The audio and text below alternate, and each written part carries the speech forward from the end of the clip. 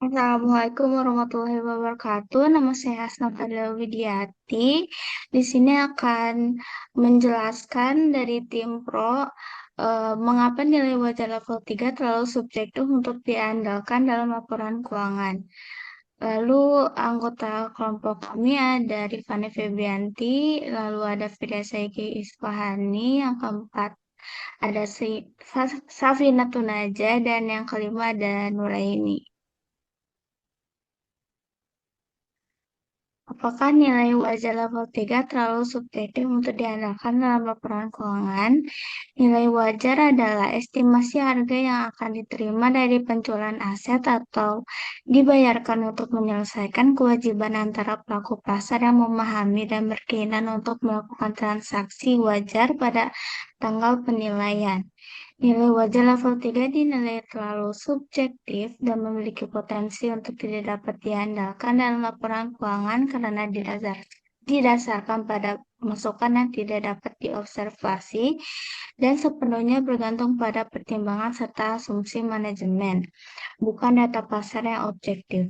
Meskipun ada pedoman yang ditetapkan dalam standar akuntansi seperti IFRS 13 dan PSAK 68, sifat melekat dari input level 3 membuat penilaian ini rentan terhadap bias dan ketidaksesuaian terhadap nilai aktual, yang akhirnya dapat mempengaruhi ketepatan penyajian dalam laporan keuangan. Baik, selanjutnya, saran aku Santi seperti PSAK 68 atau IFRS sudah memberikan pedoman yang jelas tentang teknik valuasi yang dapat digunakan. Misalnya diskon cash flow atau option pricing model. Pedoman ini memberi ruang subjektivitas manajemen. Auditor juga berperan penting dalam menilai kewajaran asumsi sehingga potensi manipulasi dapat diminimalkan. Lalu, keterbukaan informasi disclosure menjadi penyeimbang utama. Perusahaan diwajibkan untuk mengungkapkan asumsi signifikan, metode valuasi, serta analisis sensitivitas. Dengan transparansi ini, investor maupun analisis dapat menilai sendiri apakah nilai yang disajikan wajar ataupun sehingga keandalan tetap terjaga meskipun berbasis estimasi. Selanjutnya, volatilitas laba yang tidak mencerminkan kinerja ekonomi real. Nilai wajar level 3 sangat sensitif terhadap perubahan kecil pada asumsi yang mengakibatkan volatilitas laba yang signifikan dari periode ke periode. Fluktuasi ini sering kali hanya merupakan perubahan pandangan manajemen atau penyesuaian model, bukan cermin dari arus kas real atau kinerja operasional entitas. Bagi investor, laba yang berfluktuasi berdasarkan asumsi yang tidak stabil ini meningkatkan ketidakpastian dan mempersulit analisis kinerja dasar perusahaan.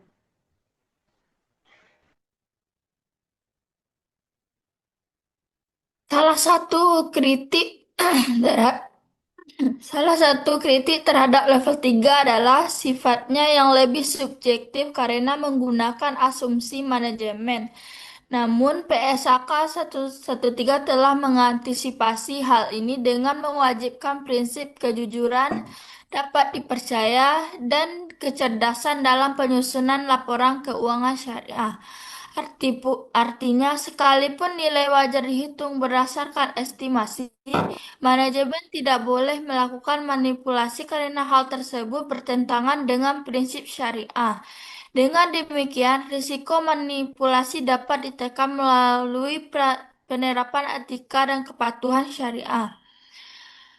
Dengan demikian, meskipun nilai wajar level 3 memiliki potensi subjektivitas, PSAK 113 menyediakan kerangka mitigasi risiko yang kuat melalui prinsip syariah, transparansi, pengungkapan, kehati-hatian, dan pengawasan auditor. Hal ini menjadikan level 3 tetap dapat diandalkan karena selain mengikuti standar akuntansi, juga tunduk pada nilai moral dan etika syariah. Jadi manipulasi bukanlah alasan untuk menolak level 3, melainkan alasan untuk memperkuat pengendalian dan transparansi dalam penggunaannya. Argumen selanjutnya adalah jika kita menolak penggunaan nilai wajar level 3, sebenarnya apa alternatif yang kita miliki? Pertama, menggunakan biaya historis akan membuat informasi menjadi tidak relevan, terutama untuk aset yang telah dimiliki bertahun-tahun dan nilai ekonomisnya telah berubah signifikan. Yang kedua, jika kita tidak mencatat sama sekali akan menghilangkan informasi penting dari neraca dan membuat laporan keuangan menjadi tidak lengkap. Ketiga, menunggu hingga ada pasar aktif untuk aset tersebut jelas tidak praktis, terutama untuk aset-aset yang memang bersifat unik atau khusus yang mungkin tidak akan pernah memiliki pasar aktif. Selanjutnya, bayangkan jika sebuah perusahaan farmasi memiliki hak paten atas teknologi revolusioner yang mereka kembangkan dengan biaya riset sebesar 10 miliar. Namun nilai ekonomis dari paten tersebut jauh lebih tinggi, mungkin mencapai ratusan miliar rupiah berdasarkan proyeksi penjualan produk di masa depan. Dalam situasi seperti ini, apakah lebih baik kita mencatat aset tersebut sebesar 10 miliar yang jelas sudah tidak relevan, atau menggunakan nilai wajar level 3 dengan metode DCF yang transparan dan terungkap lengkap? Ini membawa kita pada prinsip fundamental akuntansi tentang trade-off antara relevansi dan reliabilitas. Kedua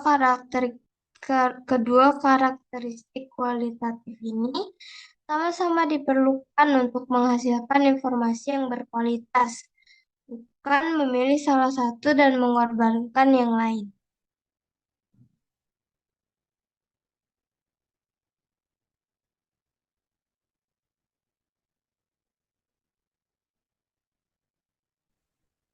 Baik, sekian dari kelompok kami. Wassalamualaikum warahmatullahi wabarakatuh.